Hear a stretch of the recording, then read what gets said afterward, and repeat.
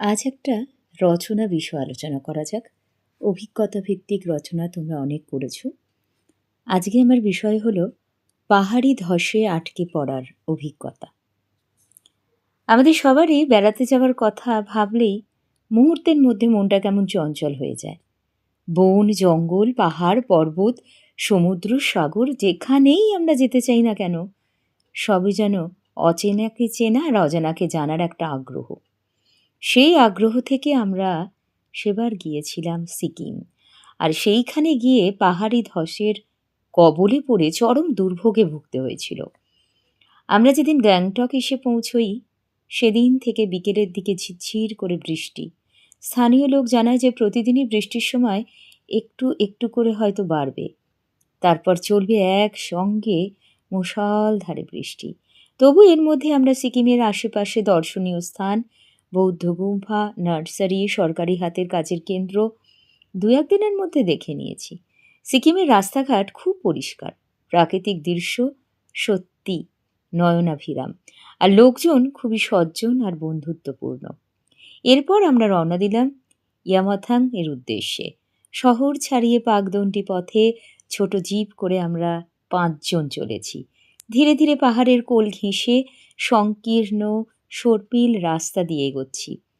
একদিকে পর্বত, অপরদিকে গভীর খাদ। নিচের দিকে তাকালে যেন মাথা ঘুরে যায়। পাহাড় বেয়ে ঝিরঝিরে ধারায় পড়ছে ঝর্ণা।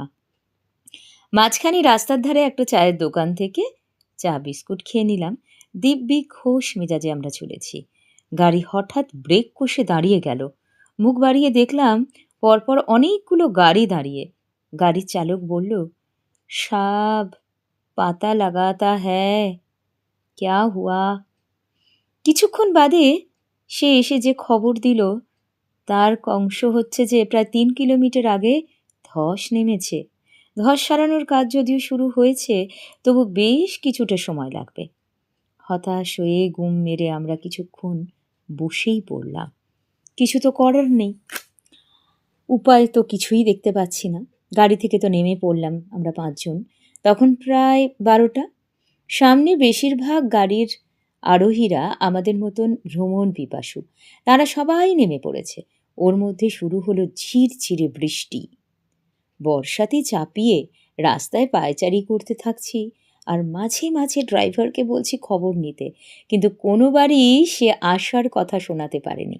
বেলা বাড়ছে, বৃষ্টি ধরেছে।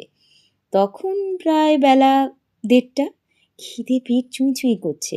আশেপাশে কোনো দোকানও নেই।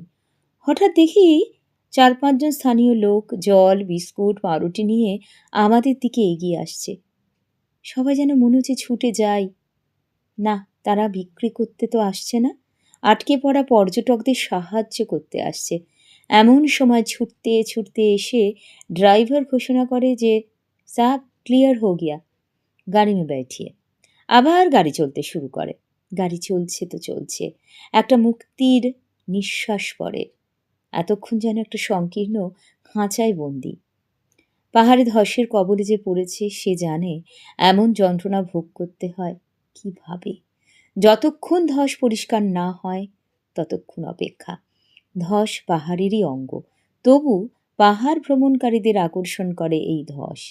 পাহাড়ের টান যাদের সব সময় রহস্যময়ী এক প্রকৃতির কোলে তুলে নিয়ে আসে, সেই রকমই রহস্যময় পথে হাঁটতে আমার তো বেশ লাগে। আমরা প্রতিবারই এরকম রহস্যময় স্থানে যাওয়ার একটা ইচ্ছে প্রকাশ করি। এবারের ঘোরাটা তো হয়ে গেল, আবার পরের বছরের অপেক্ষায় থাকলাম।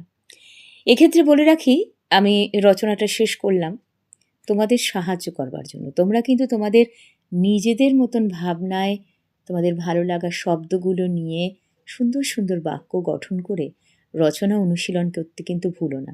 একেবারে পরীক্ষার হলে গিয়ে রচনা লেখাটা খুব একটা ভালো হবে বলে তো মনে হয় না।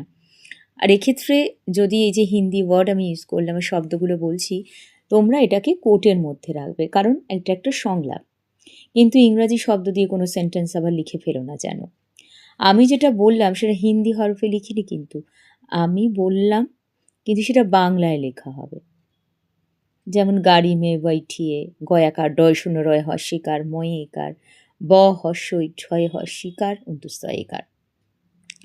তাহলে আজকের আলোচনা এ পর্যন্তই রইল। আবার ফিরে আসবো অন্য কোনো আলোচনা নিয়ে, অন্য কোনো পর্বে। সবাই খুব খুব ভালো থেকো। ধন্যবাদ।